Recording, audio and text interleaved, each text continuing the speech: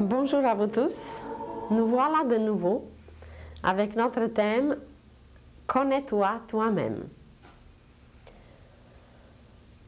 Si nous voulons nous arrêter vraiment sur l'homme et l'étudier, cela nous prendrait une éternité, car l'homme en lui-même, comme nous l'avons déjà dit, est un univers.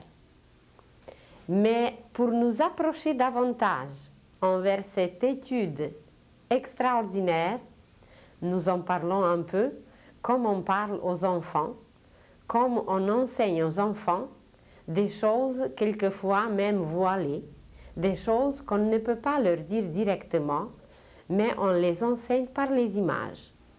Vous le savez tous très bien que Jésus parlait en parabole, parce que la conscience humaine n'était pas encore prête à prendre les faits véridiques, cosmiques, d'une façon directe. Aujourd'hui, peut-être, 2000 ans après, nous sommes capables davantage de comprendre et de saisir la structure de l'homme qui correspond à la structure de l'univers. Et justement, aujourd'hui, nous allons nous arrêter un peu plus comment cette correspondance se trouve en nous et comment l'homme, par lui-même, est une miniature de l'univers. Avant de commencer une étude quelconque de tout ce qu'on appelle aujourd'hui spirituel, de tout ce qui est lié à la conscience humaine, et comme nous l'avons déjà dit, la conscience veut dire tout ce qui va avec cette science intérieure acquise depuis des millénaires. Alors, avant d'entreprendre une étude quelconque, la première des choses à accepter par un élève, par un disciple, par un néophyte, par un adepte, c'est d'accepter l'existence du monde invisible. Pourquoi c'est nécessaire? Car dans sa perception intérieure, le disciple, l'élève, sera mené envers les choses qui ne sont pas perceptibles immédiatement, mais qu'il pourra percevoir s'il le croit. S'il ne croit pas, eh bien tout simplement, il ne les percevra pas, car il coupe le lien. Le fait d'y croire ou de ne pas croire, c'est tout simplement installer le lien. Imaginez que vous avez chez vous les meilleurs appareils au monde, que vous avez les meilleurs ordinateurs, mais si vous ne les branchez pas au courant, vous ne pouvez pas les utiliser. Et il s'agit de même pour nous. Nous avons en nous des appareils inimaginables, d'une perfection et d'une construction parfaite, mais si nous ne les branchons pas, c'est qu'ils ne sont pas utilisables. Alors, le fait d'accepter l'existence du monde invisible, c'est tout simplement de se brancher au ciel. Dans le langage d'aujourd'hui, évidemment. Il y a 2000 ans, ou il y a 4000 ans, on aurait dit différemment la même chose, car notre vocabulaire, notre langage, notre compréhension ont complètement changé. Alors, si nous voulons bien étudier quoi que ce soit qui se trouve en nous, qui se trouve autour de nous, qui se trouve dans l'univers, mais qui se trouve en même temps en nous, car nous sommes un univers, la première condition de pouvoir étudier, c'est d'accepter l'existence du monde invisible. On en a déjà mentionné. Imaginez que vous avez besoin d'expliquer à votre enfant comment est l'air. Pour tout le monde, l'air est évident, mais nous ne le voyons pas. Et la vie même nous oblige d'y croire qu'il existe, qu'il est là. Il suffit de boucher le nez et la bouche, et bien nous nous apercevrons très rapidement que nous manquons d'air. Alors, si aujourd'hui nous avons la difficulté d'accepter certains faits, c'est la vie même qui se chargera et qui nous obligera de les saisir, de les comprendre, de les percevoir et de les accepter. Mais si cette acceptation vient de nous, si nous l'avons déjà, c'est que nous accomplissons immédiatement un travail immense. Premièrement, nous-mêmes, nous nous branchons au courant très puissant. Comme on a dit présentement, la Terre entre dans une nouvelle époque. Elle change de signe du zodiaque. Elle termine plusieurs cycles. Et il y a des courants complètement nouveaux qui commencent à agir sur la Terre et nous sommes ouverts. Nous utilisons ces courants immédiatement et voilà, le ménage est fait, la purification est faite, la compréhension s'installe, on accepte des choses et en acceptant quoi que ce soit, nous devenons des alchimistes. Des alchimistes qui commencent à tout travailler, qui commencent à tout transformer et non seulement transformer, mais transmuer. Car avec l'alchimie, ce qui est lié, c'est la transmutation. Et nous avons déjà mentionné que l'homme se prépare pour une transmutation, que la Terre, avec ses molécules, avec ses atomes, avec ses couches, la Terre même, la matière même, va passer par une transmutation. Alors, pour participer à cette transmutation générale à laquelle personne ne pourra se soustraire, si nous acceptons certaines choses, eh bien c'est tout simplement que nous y participons déjà, que nous utilisons les matériaux, que nous utilisons les courants, les énergies qui sont données à la Terre, qui nous sont données pour être utilisées, évidemment. Personne ne peut nous obliger si nous ne le voulons pas. La seule qui nous obligera, c'est la vie, car c'est elle qui est la meilleure éducatrice, qui est la meilleure maîtresse, et voilà, si ce n'est pas maintenant, ça va être une autre fois, mais c'est dommage de passer encore d'autres classes dans la même école, répéter la classe à plusieurs reprises peut-être, et de retarder inutilement. Alors, c'est d'accepter l'existence du monde invisible. Si nous croyons bien en l'air, que l'air est là, qu'il est indispensable, la science aujourd'hui nous apporte quotidiennement des preuves, des faits absolument inimaginables auparavant. Et d'ailleurs, on n'a pas besoin d'aller loin, on n'a même pas besoin de sortir de notre siècle, qui est si riche en inventions. Si quelqu'un veut absolument aller jusqu'à la source, jusqu'à la cause, eh bien, dans les archives à Washington, vous allez trouver les études qui se sont faites au sujet des avions. Il y avait des scientifiques qui ont eu des études, des calculs tellement exacts qu'une masse de métal, qui est appelée aujourd'hui avion, peut s'envoler. Et que voilà une autre partie des scientifiques, des collègues, qui étaient très amis peut-être dans la vie privée, une autre partie des scientifiques ridiculisait à un tel point, certains, que ça créait d'abord des malaises et ça allait si loin que celui qui a fait le premier des calculs, il était si ridiculisé que le pauvre, il est devenu fou. Et évidemment, 6 ans après sa mort, les avions se sont envolés. Alors ceux qui ont resté vivants, ils ont pu voir que leurs collègues, leurs amis avaient entièrement raison. Mais avant d'admettre qu'il avait raison, il fallait qu'il le tue.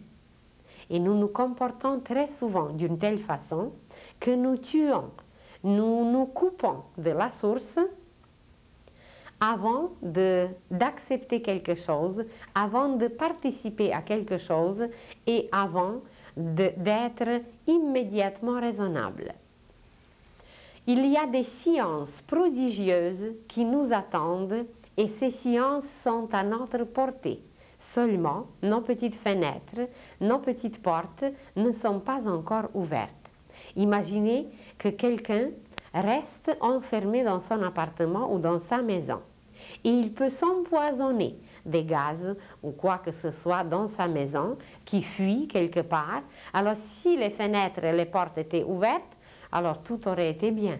Mais comme tout est fermé, il peut vraiment s'empoisonner et mourir, et on n'a pas besoin de mentionner des cas qui sont pleins à travers notre histoire. Alors, il s'agit aujourd'hui aussi de quelque chose de semblable, qu'il y a des sciences, qu'il y a des énergies, qu'il y a des courants, qu'il y a des images d'une telle richesse qu'on ne peut même pas imaginer qui nous attendent, qui sont à notre portée. Il s'agit seulement de cette ouverture en nous, de cette acceptation en nous. Depuis mon enfance, j'étais fascinée par les mots. Et je me suis toujours dit, comment se fait-il qu'il y a des mots qui existent et qu'en apparence, il n'y a aucune réalité derrière? Qu'est-ce que c'est que l'éternité?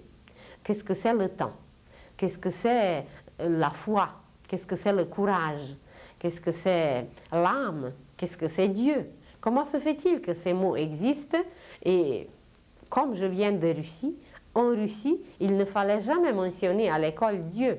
Il ne fallait jamais parler de l'esprit. Il ne fallait jamais s'occuper des choses qu'on ne voyait pas devant notre nez. Et que voilà, aujourd'hui, avec quelques petites découvertes, avec quelques petites études, nous pouvons déjà entrer dans une richesse du verbe, dans une richesse des mots, que c'est hors de toute notre compréhension. Et pourtant, toutes ces choses existent. C'est comme si on parlerait à un enfant des fruits exotiques qu'on n'a jamais vus, qu'on n'a jamais dégustés, et imaginez que ces fruits exotiques, qui sont très rares, qui sont extraordinaires, chaque fruit a sa sémence. Et il y a beaucoup de fruits que nous mangeons, que nous dégustons, mais que nous ne connaissons pas la sémence de ces fruits, qu'on n'a jamais vu le noyau, la sémence d'une telle ou d'une telle chose, et pourtant, personne ne peut nier que ça existe. Alors, il existe aussi un plan, qui est évidemment invisible, qui est le plan qu'on peut appeler le plan de la sémence, le plan des graines. Et sur ce plan, tout est contenu dans une image symbolique. Et de cette image symbolique, tout découle par la suite. C'est comme si vous prenez un prisme qui est transparent. Et ce prisme transparent, d'après la loi du prisme, peut se diffracter en 7 couleurs. Alors, ces 7 couleurs sont contenues dedans. Si la lumière solaire ne passe pas, si elle ne se casse pas, ça, la lumière qui se casse sous un angle, si elle ne se diffracte pas, alors nous ne verrons pas ce spectre extraordinaire, cet arc-en-ciel qui est contenu dedans. Alors imaginez seulement que non seulement l'homme qui est si complexe, mais chaque lettre que nous prononçons. On va étudier un jour comment les enfants commencent leur vie, car tous les enfants au monde commencent leur langage par le A. Et ce n'est pas pour rien que le A, c'est la première lettre de tous les alphabets, presque de tous les alphabets.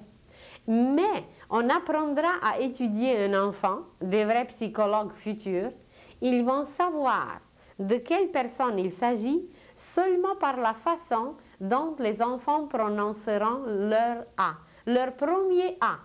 Ils vont savoir que voilà, celui-ci, ça va être un optimiste extraordinaire, et un courageux, un audacieux, et que personne au monde ne pourra jamais l'empêcher d'accomplir ce qu'il voudra. Que notre A, bien, c'est assez neutre, c'est assez indifférent. Qu'il y aura un autre A qui va être tout à fait négatif, un A très mécontent. Et imaginez seulement que déjà, par ce premier langage des enfants, où ils commencent à prononcer leur A, on peut déjà constater, selon la force qui est transmise, selon la façon comment l'enfant le fait, selon la tonalité, selon les vibrations, selon les radiations et beaucoup d'autres choses, la couleur, la musicalité, qu'on pourra déjà constater de quelle personne il s'agit. Juste un A, mais imaginez que nos alphabets contiennent des lettres et des lettres.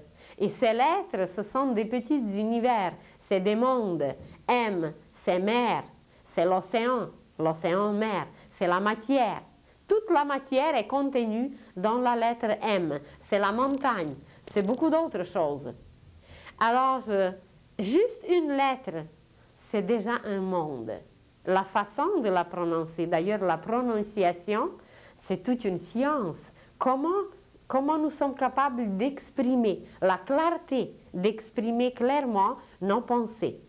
Alors, je vais vous montrer à peine quelques petites images pour illustrer un peu la richesse dont on parle, la richesse que l'homme possède et que l'homme ne sait pas encore utiliser. Je vais vous montrer quelques mots exprimés graphiquement, que chaque être humain apprendra à capter. Chaque mot a son champ vibratoire.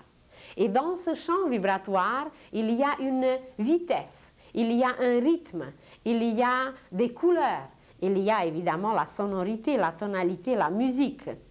Alors, imaginez votre prénom qu'on prononce une centaine de fois par jour, que dans ce champ vibratoire, il y a toute une force de votre prénom.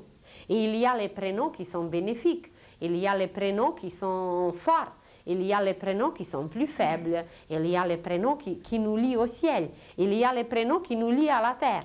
Et vous allez dire, oui, j'aime pas trop mon prénom. Bien, il faut l'accepter parce que c'est vous qui l'avez choisi. Je ne me rappelle plus si on a mentionné ce fait quand on a parlé de la mort, de passage de l'âme après la mort, de la descente de l'âme dans le corps, et peut-être on n'a pas mentionné, mais c'est là qui choisit notre prénom. Et que voilà, le prénom a été choisi et il a été inspiré à votre mère. Et que elle transmet par la suite ce prénom à celui qui va vous baptiser.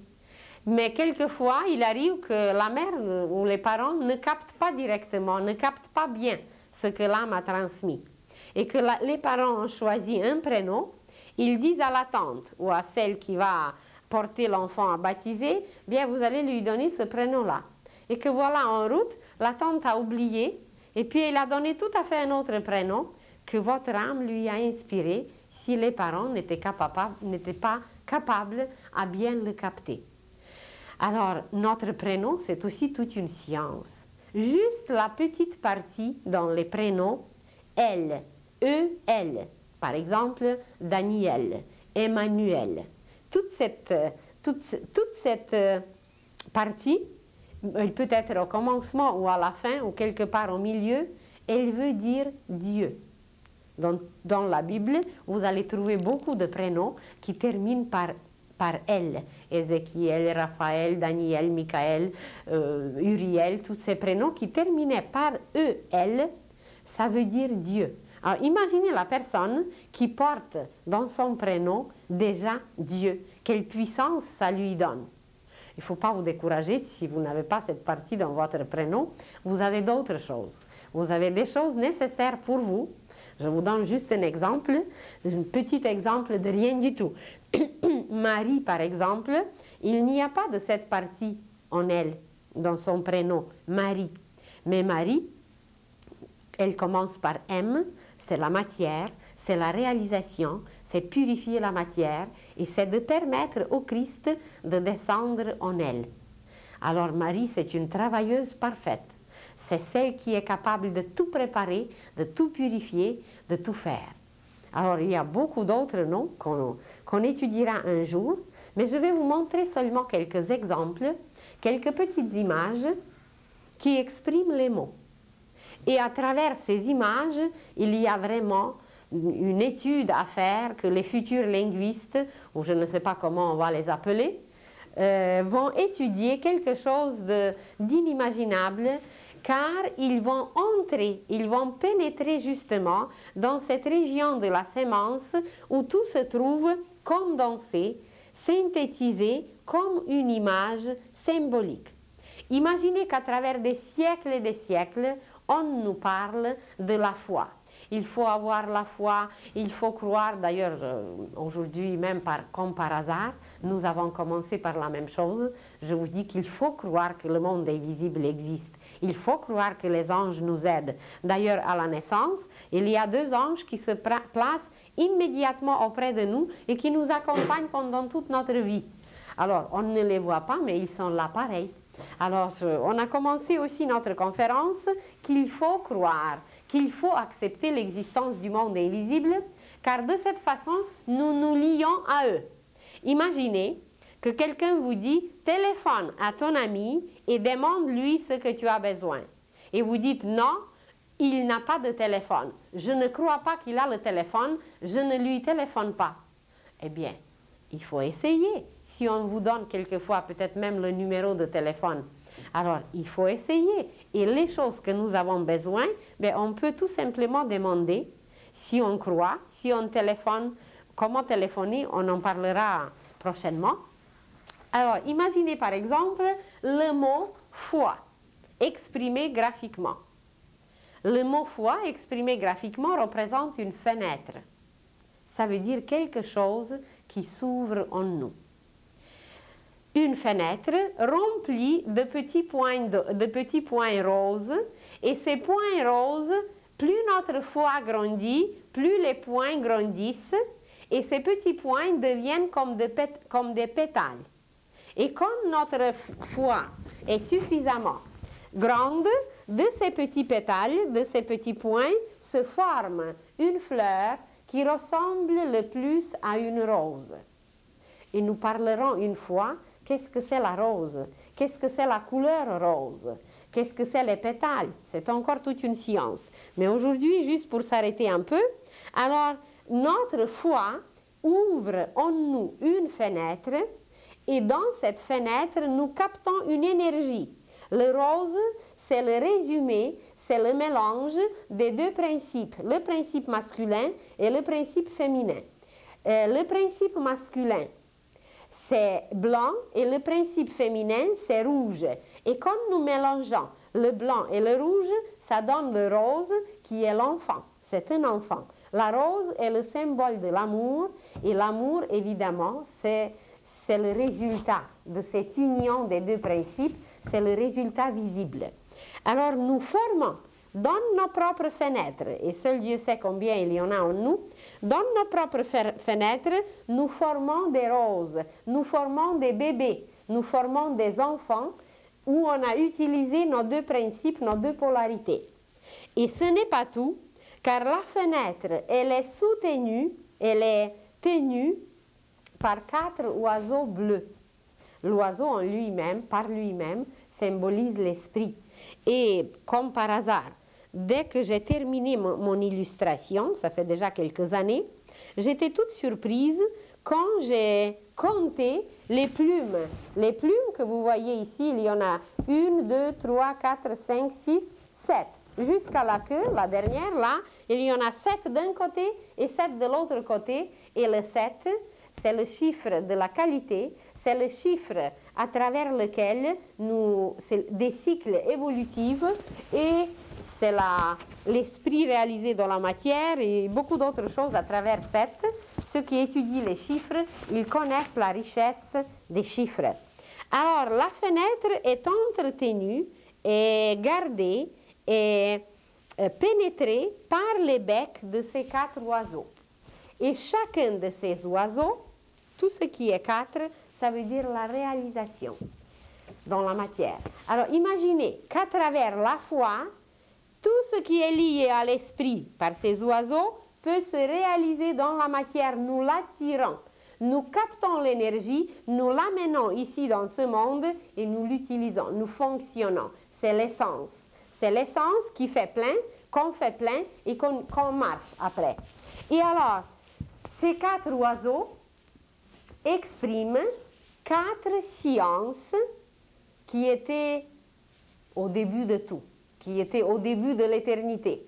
Il n'y avait aucun début, évidemment, mais qui existent depuis toujours, 4 sciences, et qui ont donné toutes les autres sciences. Toutes les autres sciences découlent de ces 4 sciences qui sont comme une sémence, qui sont comme une source, qui sont comme une graine qui a donné la suite.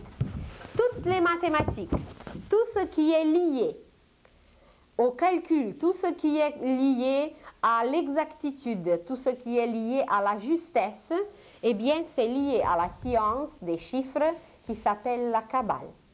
Alors, un de ces oiseaux est la source de tous nos mathématiques, de tout ce qui est calculé, de tout ce qui est compté, de tous nos comptables agrégés, désagrégés, etc. Alors, ensuite, la deuxième partie de cette fenêtre, la deuxième science, c'est la science qui nous permet de calculer. C'est la science qui nous permet d'utiliser tout ce qui existe, et c'est la science qui s'appelle la magie. La magie, c'est de former un chiffre. En réalité, il n'y a qu'une seule ligne, c'est 1. Mais quand nous formons cette ligne, eh bien, en la courbant, en faisant un signe qui flotte sur l'eau. Tout le monde connaît c'est un oiseau, hein? Un oiseau très gracieux. Alors le cygne, avec sa courbe de son cou, avec sa tête, avec son corps, forme 2. Alors, un signe placé d'un côté et l'autre signe placé de l'autre côté, eh bien, ça va former 2, 2. 2, 2? Oui, un 2 à droite et l'autre 2 à gauche. Et c'est dommage que je n'ai pas ici un tableau pour écrire, parce que je pourrais vous montrer d'autres choses qui découlent de ce signe, de cette magie. C'est la magie des chiffres, c'est la magie de la modélation, et que voilà, juste de les modeler, juste de faire un geste. La magie, c'est la science des gestes. Et les gestes, eh bien, c'est de capter les énergies, c'est d'utiliser les énergies, c'est de propulser les énergies, c'est déclencher les énergies. On nous a parlé faire du bien. Faire du bien. Alors, comment faire du bien? Comment s'aimer? Comment récolter? Comment arroser? Comment aimer? Comment faire tout? Eh bien, c'est la science des gestes, c'est la science qui s'appelle la magie, qui a donné après toutes les sciences qui étudient eh bien, le mouvement, qui étudient le geste, qui est surtout le mouvement. Alors, les scientifiques en connaissent plus. Alors, la deuxième science qui étudie tout le mouvement dans l'univers, c'est la magie. Et tout ce qui découle par la suite d'elle, eh bien, c'est toute une science. Ensuite, quand on a formé quelques chiffres, on l'a courbé d'une telle façon ou on l'a courbé d'une autre façon, ça donne en tout 9 chiffres. 9 chiffres, car le 10, c'est la répétition de 1. Le 1 qui est courbé complètement, les deux parties rejoignent, alors ça donne 0. Et la troisième science, c'est la science des matériaux. C'est la science de quoi bâtir. La science de bâtir, mais la science surtout des matériaux. Et les matériaux dans l'univers, c'est les énergies. Et ces énergies, nous les recevons à travers les constellations. À travers les signes du zodiaque, nous recevons, chacun de nous a une planète placée là. Ça veut dire qu'on va capter tant d'amour. Une autre planète, Mercure par exemple, est placée là et qu'on va capter tant d'intelligence selon le contenant qui est capable de contenir tant d'intelligence ou tant d'amour ou tant de sagesse ou autre chose. Alors chaque planète, chaque maison qui se trouve sur notre carte du ciel, ça nous lie à la science, l'astrologie. L'astrologie, c'est la distribution des matériaux célestes à tout le monde. Vous voulez bâtir une maison. Vos plans sont faits. Alors, par les plans, vous avez déjà fait la Kabbale. Tout ce qui est calculé avec une exactitude absolue, parce que si vous démesurez d'1 millimètre sur vos plans, un mur qui est plus long que l'autre, eh bien, votre maison ne tiendra pas. Une exactitude absolue. Alors, on a fait en premier la Kabbale, mais avant que cette Kabbale se réalise, on a eu déjà une Kabbale dans la pensée. Nos calculs, nos projets, c'était déjà fait dans la pensée. Et par la suite, alors, imaginez un plan. Un plan, tout objet qui existe a d'abord son plan. Et ce plan, cet calcul exact, eh bien, c'est la Kabbale. Et le geste de le faire, le geste de le montrer, le geste de le présenter, c'est déjà la magie, c'est déjà le mouvement, c'est déjà les gestes déposés. Ce n'est pas encore la maison, mais il faut quand même montrer, exprimer cette Kabbale intérieure, l'extérioriser par la magie. Et que voilà, on arrive à la troisième science, que si vous voulez bâtir la maison, il vous faut absolument des matériaux. Et le choix de ces matériaux, et comment les placer, et comment les utiliser, et combien d'eau il faut mettre dans le ciment pour que ça tienne. Parce que s'il y a un peu plus d'eau que de ciment, je ne sais pas, ça va être trop liquide. Si c'est un peu trop dur, ça va pas tenir bien. Alors imaginez qu'à travers tous nos mouvements, tous nos gestes, toutes nos réalisations, c'est encore la Kabbale, cette mesure, mais c'est de composer, c'est de combiner, c'est de faire, d'utiliser les matériaux. Si vous faites votre maison en carton, bien, elle durera l'été, mais s'il y a une tempête qui vient, alors votre maison va tomber. Eh bien, il faut la faire plus solide, en bois, en pierre, en marbre, en or, peut-être un jour, en cristal. Alors, toute cette science des matériaux, le choix des matériaux, comment les composer, comment les faire, et les travailleurs qui le font, ben, ce sont souvent les kabbalistes. Ce sont souvent, je ne dirais pas les juges, mais oui, c'est dans un sens les juges, mais ceux qui s'occupent de la justesse, de l'exactitude. Ce sont les meilleurs juges, parce qu'il faut qu'ils jugent avec une exactitude absolue. Tandis quand il s'agit de juger envers les sentiments, envers tout ce qu'on a volé, qu'on a vécu, qu'on a exagéré, c'est plus difficile de juger et de peser.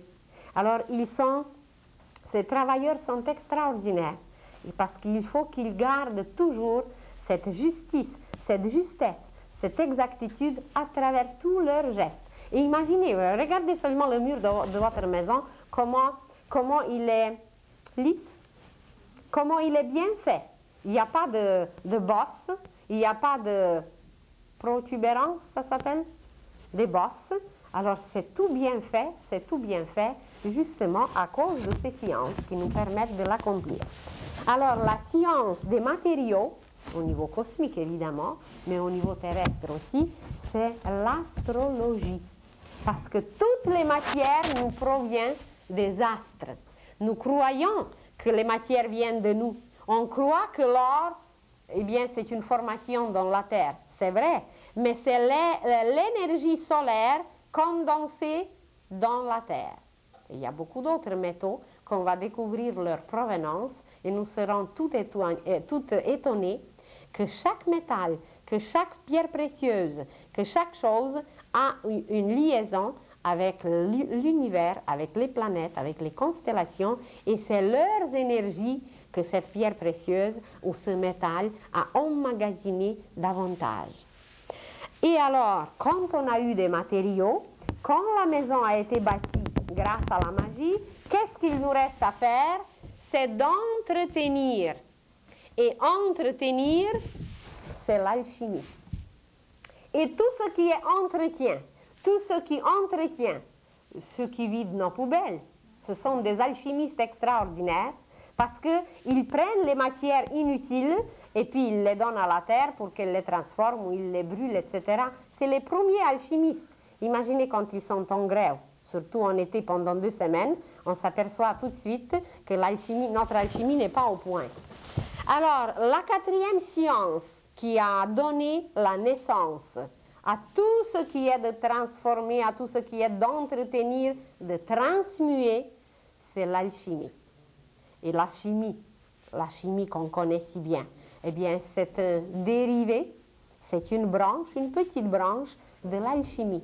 Car une alchimie immense, une alchimie indescriptible s'accomplit d'abord dans notre corps, qui est déjà bâti, qui est déjà fait, qui était calculé, mesuré, avant que l'âme descende sur la terre, avant qu'elle passe par la salle de la sagesse dont on a parlé, notre corps est déjà calculé. Il y a la longueur des doigts, la longueur des ongles, la grandeur de la bouche, la longueur du nez, la grosseur de la tête, la longueur des jambes. Absolument tout tout était déjà calculé. Imaginez que l'âme commence aussi son travail par la Kabbale. Et quand tout a été calculé, elle dépose les premiers gestes, elle descend un peu plus bas, elle fait sa cloche qui attire par la suite les matériaux au niveau mental. Et alors, l'âme dépose le premier geste, elle fait sa magie. Parce que c'est à travers la magie que l'âme agit. Alors, elle dépose son geste et elle commence à attirer des matériaux. Et les matériaux, selon nos qualités qu'on a travaillées, qu'on a acquises jadis, l'âme attire les pensées lumineuses ou les pensées brutes, les pensées criminelles. L'âme va attirer plus bas les sentiments nobles, les sentiments d'amour, les sentiments de Mère Teresa, où l'âme va attirer la haine. La matière qu'elle va attirer, puisqu'on n'a rien travaillé dans le passé, elle va attirer la haine, la jalousie, tout ce qui est le plus brut, le moins développé. Et au niveau physique, toutes ces mesures vont se présenter par les mesures, par la qualité de notre corps. Alors, on a attiré les matériaux, et quand le corps a été bâti au sein de la mère, où on a déposé un moule, quand dans le moule, la mère a donné ses propres matières pour nous former, voilà le petit bébé vient, et la première des choses qu'il faut faire avec lui, c'est de l'entretenir au propre, de le nourrir et d'accomplir cette alchimie. Et quand votre maison est prête, qui est comparable à notre corps, seulement le corps c'est un temple, tandis que nos maisons, ce sont des maisons ordinaires encore, mais elles vont devenir les temples. Alors, quand la maison est faite, eh bien la première des choses qu'il faut faire, c'est de l'entretenir. C'est de l'entretenir. Et là, nous devenons des alchimistes. La cuisinière, la maîtresse de la maison, qui entretient la maison propre. Pourquoi propre? Bien, si elle laisse la maison mal propre, eh bien, il y aura des petites bibites, il y aura des choses qui ne nous plairont pas, il y aura des choses indésirables. Alors, pour entretenir tout, on devient alchimiste pour garder équilibre de pureté, de propreté, de netteté, de tout cela. Mais évidemment, en le faisant extérieurement, nous le faisons en même temps sur nous. Alors imaginez que seulement un seul mot, foi, exprime graphiquement l'univers entier. Et par ce mot, nous nous lions à ces sciences. Nous nous lions aux énergies qui découlent de tout cela et nous réalisons ces sciences petit à petit, évidemment. On ne devient pas un kabbaliste universel immédiatement, mais avec toutes nos mesures. Imaginez comment l'enfant doit mesurer ses gestes pour ne rien échapper. Comment il apprend à manger. Comment il mesure ses gestes pour bien garder la cuillère pour qu'elle ne tremble pas et pour qu'il ne renverse pas sa soupe. Alors, à travers tous nos gestes, nous apprenons sans cesse ces 4 sciences. Puis après, à l'université, on choisit une petite branche parce que c'est immense. Et la vie constamment nous entretient dans ces 4 sciences. Et l'alchimie, qui est tellement liée à notre corps, si l'alchimie n'est pas équilibrée dans notre corps, eh bien c'est la maladie. Et imaginez qu'aujourd'hui, où il y a tant de maladies, eh bien, c'est que les humains entretiennent mal leur maison, leur temple, et que voilà, les bibites, les microbes, les maladies s'installent en nous parce que l'alchimie n'est pas au point. Et qu'est-ce que ça veut dire, l'alchimie n'est pas au point? C'est que les déchets ne sont pas brûlés.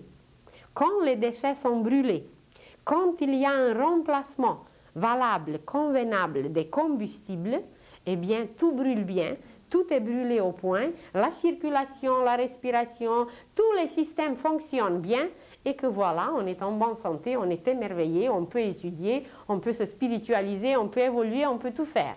Mais dès que seulement ce 4e point est dérangé, tout est dérangé. Et évidemment, la santé est appréciée apparemment seulement quand elle est perdue.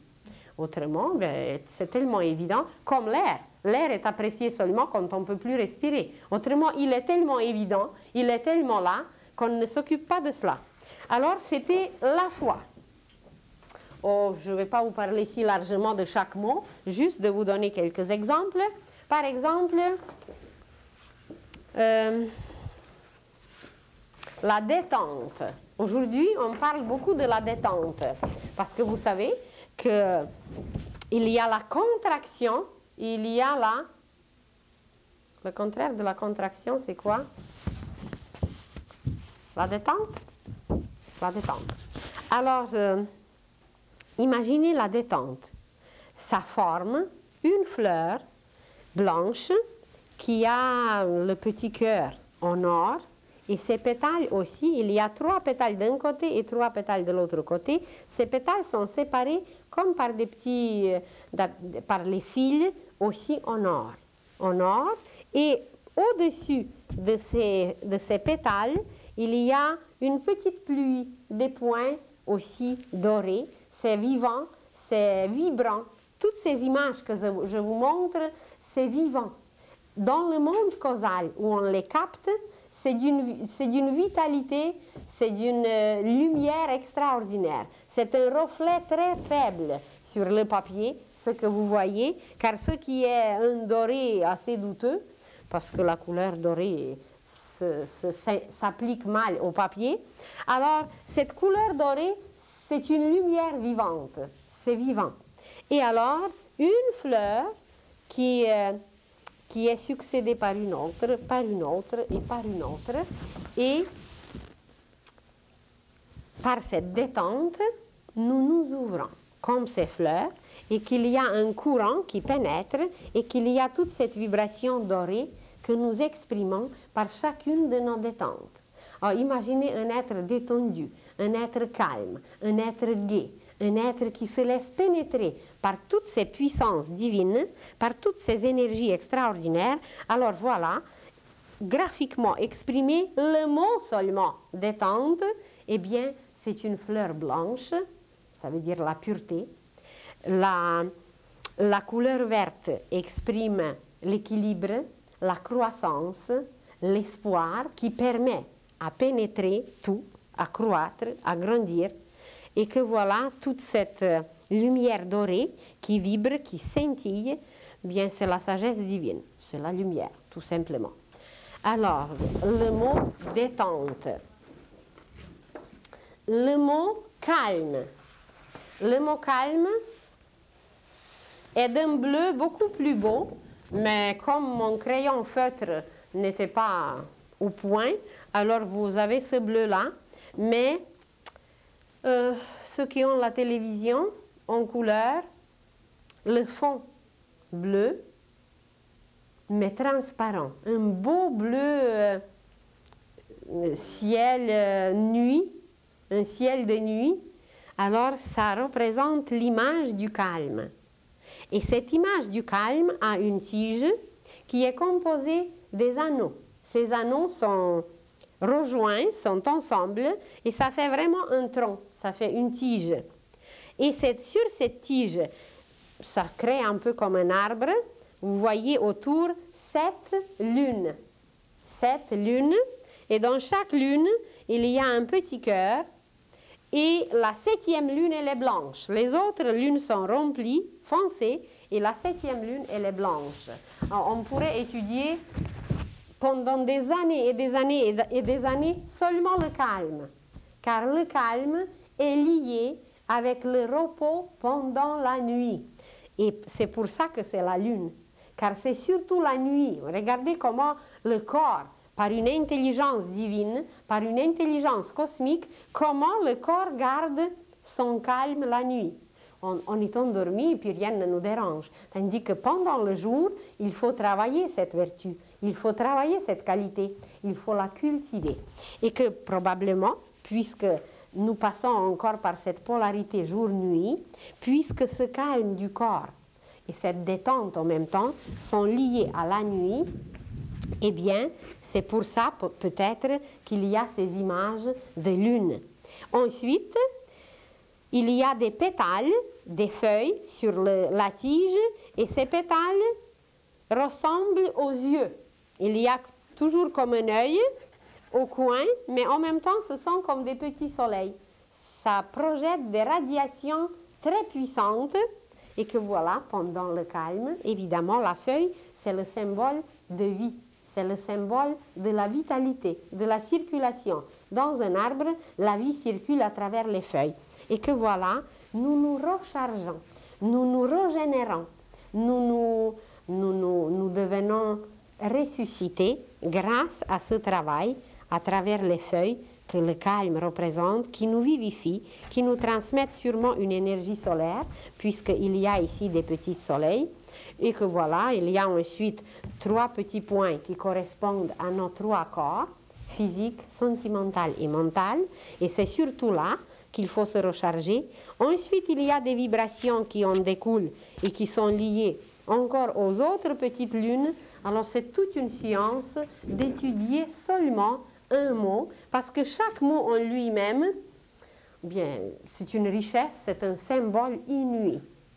Imaginez le mot confiance. Confiance, si nous décomposons le nom confiance, C-O-N veut dire avec, et fiance, d'être fiancé. Avoir confiance, c'est de se fiancer avec le Christ, de se fiancer avec l'amour divin, de se fiancer avec les puissances universelles. Et cette fiance, cette confiance est présentée par les feuilles de trèfle qui se rejoignent de cette façon.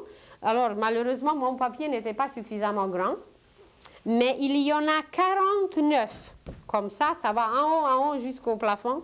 Il y a 49 feuilles, parce qu'il y a 7 plans, et chacun de ces plans a 7 régions. Alors 7 fois 7, ça donne 49. Alors ça nous relie de cette façon, on monte, ça fait comme un escalier, et que voilà, on monte aux sphères les plus supérieures par la confiance, par le fait de s'unir, de se fiancer avec toute cette puissance, avec tout ce monde invisible. Alors voilà, le mot confiance est présenté par le trèfle, par une feuille qui ressemble au trèfle, et ça monte, ça monte, ça monte jusqu'au plus haut degré, et c'est que nous nous lions, nous nous fiançons avec le monde invisible. Oh, j'ai quelque part ailleurs le courage. Le courage, c'est 4 petits cœurs rouges placés dans la forme de la croix, et ensuite partout autour s'ajoutent des cœurs, car le cœur, la racine même du courage, est liée au cœur. Alors là, vous voyez l'image de détachement. Ce sont des ailes aussi qui forment un cœur, et dans ces ailes dorées, il y a d'autres petits cœurs ou d'autres petites ailes dorées. Et le détachement, c'est ce qui nous permet de nous envoler. Un oiseau qui se détache de la terre, eh bien, il possède probablement de très bonnes ailes. Mais un homme, un initié, qui s'envole à travers l'espace, qui parcourt l'espace, qui va visiter par ses autres corps d'autres planètes, eh bien, il doit se détacher. Et symboliquement, je trouve que c'est très juste que ce mot est exprimé par des ailes, mais ce sont des ailes qui correspondent au cœur. Et le cœur, c'est celui qui croit et qui n'arrête jamais. Alors, vous voyez comment tout se lie un peu, tout est relié un peu. C'est qu'il faut y croire. Il faut y croire. Et quand on croit, eh bien, tout devient possible. Si ce n'est pas demain, eh bien, ça va être dans 2 semaines, ou dans 2 mois, ou dans 2 ans, ou dans 20 ans, ou dans 2 siècles. En tout cas, ça va se réaliser. Alors, il existe une correspondance entre l'homme et l'univers. Et que l'homme en lui-même contient l'univers au complet. Nous avons mentionné avec vous que notre cerveau représente la miniature d'une galaxie. On a parlé qu'il y a des sages hindous qui n'ont rien à faire peut-être, et que ces sages hindous prennent 2 coquilles, une coquille de noix, de Grenoble, et dans cette coquille, ils placent des verges et des verges de soie. C'est peut-être ils connaissent la loi d'analogie, car cette petite coquille, la noix, elle correspond au cerveau. Et le cerveau, alors, c'est une petite coquille là, Puis le cerveau, c'est une autre coquille, et la galaxie, c'est une autre coquille. Ça s'appelle la loi d'analogie. Quand on connaît une petite chose, eh bien, cette petite chose a des correspondances un peu partout. Et que voilà, comme ils connaissent la structure de galaxies, comme ils connaissent la structure du cerveau, eh bien, c'est très facile pour eux de placer tant de soi dans une seule coquille. On a parlé de notre plexus. Et nous avons dit que le plexus, c'est notre soleil. Et quand nous allons apprendre à travailler avec notre propre soleil, on n'aura besoin d'aucune pharmacie. On n'aura besoin absolument rien de l'extérieur parce que nous allons produire par notre soleil, parce que dans le système solaire, c'est le soleil qui produit tout. C'est le soleil qui permet à la vie de circuler, de pousser, de croître, de s'aimer, de bâtir. Alors, c'est la même chose. Quand nous connaîtrons vraiment la structure de notre système solaire, de notre plexus, de toutes ces possibilités, eh bien, nous allons devenir immortels parce que nous allons tout produire par notre propre soleil. Il y a évidemment d'autres centres en nous qu'on ne connaît pas. Mais seulement quand on connaîtra le soleil, le plexus, même si vous ne me croyez pas, mais je vais vous dire pareil, même l'homme va se reproduire, pas de cette façon qu'aujourd'hui, parce que c'est une façon encore qui nous lie trop au passé. C'est une façon un peu, c'est pas joli de dire, alors je ne le dirai pas. Mais l'homme va se reproduire par le plexus solaire. Deux êtres, on va rester encore l'homme et femme assez longtemps. Deux êtres vont se placer l'un en face de l'autre, ils vont se polariser plus et moins, positif, négatif, masculin, féminin, et de leur plexus solaire, ils vont extraire une matière éthérique, et cette matière éthérique, ils vont l'extérioriser, et dans cette matière éthérique, qui va former le corps éthérique de futurs bébés, une âme viendra s'incarner instantanément et elle n'aura pas besoin de passer par la naissance, par l'accouchement, par faire pousser les dents, apprendre tous les gestes. L'âme viendra déjà adulte. Ça peut paraître comme une utopie, mais ça existe déjà sur la Terre. Il y a des maîtres et des initiés qui naissent de cette façon. Ils s'installent immédiatement dans le corps éthérique qu'on leur a préparé. Le corps éthérique, c'est un moule. Alors, ils se placent dans le moule et ils sont capables de fonctionner immédiatement. Et même à travers notre histoire, on va apprendre quel génie est né de telle façon. Il y a des génies, il y a des êtres sublimes, saints qu'on connaît, qui sont nés de telle façon.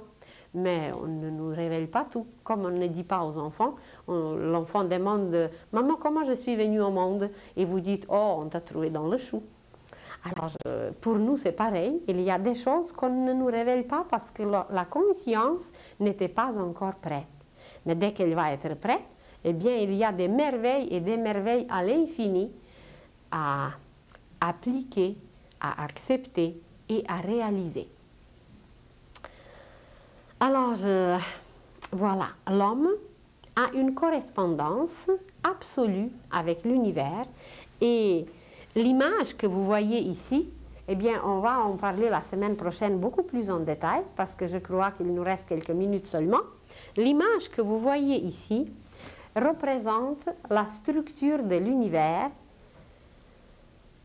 graphique, une structure graphique dans l'univers. C'est comme si vous avez votre maison. Vous avez votre maison, en réalité, elle est présentée graphiquement sur le papier.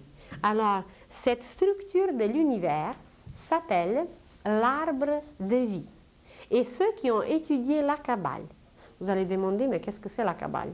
La Kabbale, c'est un livre qui est comparable à la Bible. Seulement, la Bible et les évangiles, l'Ancien Testament et le Nouveau Testament nous enseignent l'histoire de l'homme et l'histoire de la terre. Tandis que la Kabbale, c'est un livre comparable, plus ancien, qui nous enseigne l'histoire de l'univers. Alors, la Bible et les évangiles sont liés à notre propre histoire. Adam et Ève, c'est le début de l'homme sur la terre. Tandis que la Kabbale, elle nous enseigne la structure de l'univers. Et ceux qui aiment étudier beaucoup, ceux qui aiment méditer, mais surtout étudier, je vous conseille le livre Zohar, Z-O-H-A-R. Mais il y a 6 volumes, et là, il est rendu très cher. Il y a 6 volumes de cette Bible, oui, c'est une Bible de Zohar, exprime, présente l'étude kabbalistique de la Bible. Ça veut dire comment l'univers se manifeste à travers la Bible. Alors, c'est une étude extraordinaire, passionnante, mais il faut avoir le goût, évidemment. Mais la structure kabbalistique de l'univers est très bien présentée, très facilement, très simplement, dans tous les livres du maître Omraam Mikhaël Ivanov. C'est un grand kabbaliste. Il a étudié lui-même chez un maître. On en parlera bientôt. Et lui, il présente la structure de l'univers. D'ailleurs, son maître l'a fait aussi. Alors, comme l'image que vous voyez ici, et c'est l'arbre de vie. Il n'y a pas un autre nom, l'arbre de vie. Et prochainement, si je peux, je vous présenterai cette image faite par un peintre ésotérique, car chaque boule que vous voyez ici, c'est une planète, mais aussi c'est une sphère cosmique, mais aussi c'est un état de conscience. Et chacune de ces boules est reliée aux ordres angéliques, qui sont connus même à travers le christianisme. Il y a par exemple les séraphins. Tout le monde a entendu parler des séraphins, des beaux petits bébés avec 6 ailes autour du cou et ils n'ont même pas de corps, c'est juste les petites têtes. Alors les séraphins sont liés à cette sphère d'en haut qui s'appelle Keter ou la couronne. Alors ils couronnent Dieu, ils sont les petits bijoux dans la couronne de Dieu.